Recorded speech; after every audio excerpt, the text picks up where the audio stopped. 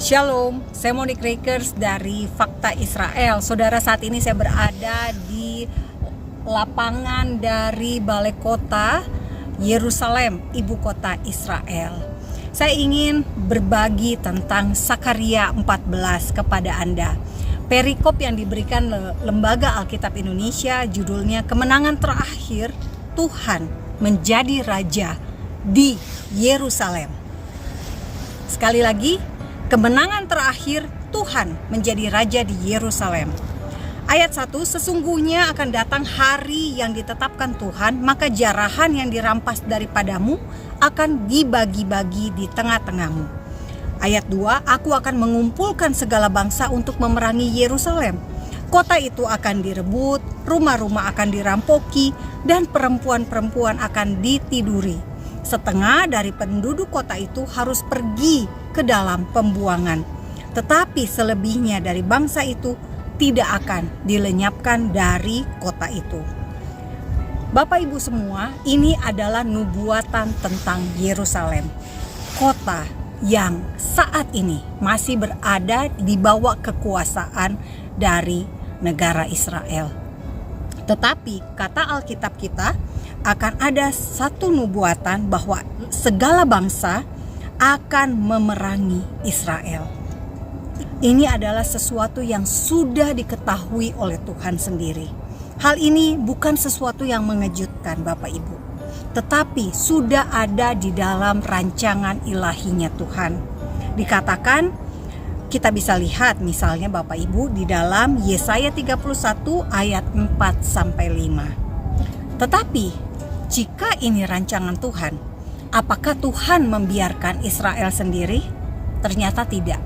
Karena di ayat 3 kita bisa lihat, kemudian Tuhan akan maju berperang melawan bangsa-bangsa itu seperti ia berperang pada hari pertempuran.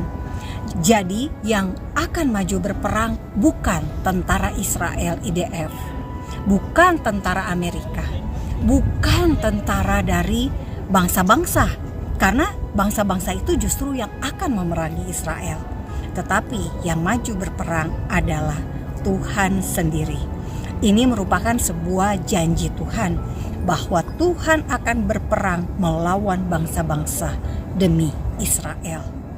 Jika Bapak Ibu mengikuti berita yang terjadi akhir-akhir ini, bagaimana negara yang kita pikir sekutunya Israel seperti Amerika Serikat, kita berpikir Amerika Serikat akan selalu berada di belakang Israel, tetapi nyatanya tidak juga.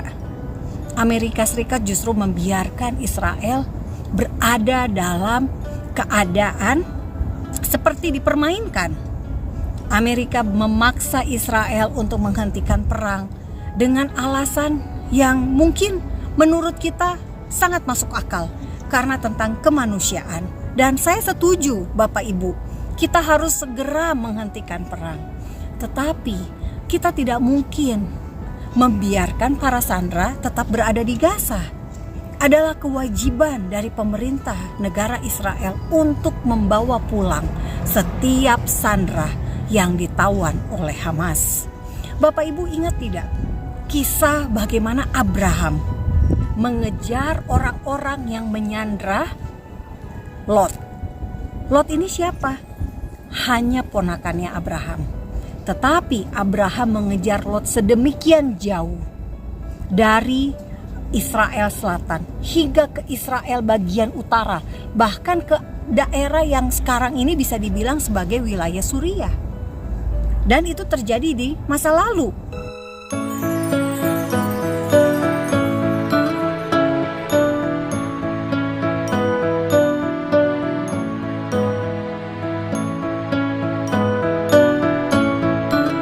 Artinya sangat susah untuk membawa mereka kembali pulang. Tetapi itu dilakukan oleh Abraham.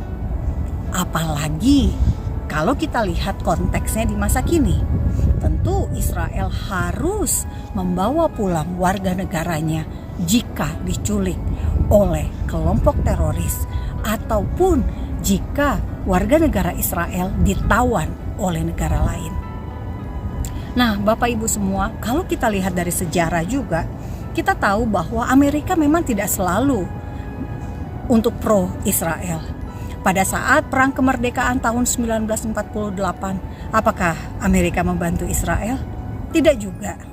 Apakah persenjataan untuk perang kemerdekaan Israel diberikan oleh Amerika? Tidak juga. Lalu pada perang 6 hari tahun 1967, apakah Amerika membantu? Jadi sekali lagi kita akhirnya back to the Bible. Sekali lagi kita melihat Tuhan pasti mengontrol dalam sejarah. Kita melihat bangsa-bangsa sepertinya meninggalkan Israel, tetapi jangan lupa Tuhan tidak pernah meninggalkan Israel. Sekali lagi saya mau Bapak Ibu melihat dan membaca sendiri di rumah Sakaria 14. Perikop yang diberikan Lembaga Alkitab Indonesia, kemenangan terakhir Tuhan menjadi raja di Yerusalem. Kita belum melihatnya sekarang, kita akan melihatnya nanti. Dan kita yakini Alkitab adalah sumber kebenaran utama dalam hidup kita. Kita berpatokan pada Alkitab dan kita percaya apa kata Alkitab. Jika Alkitab berkata Tuhan akan menjadi raja di Yerusalem, kita aminkan dan itu pasti akan menjadi kenyataan. Dari Yerusalem, kota di mana nanti Tuhan menjadi raja. Saya Monique Rakers, salam damai untuk Anda.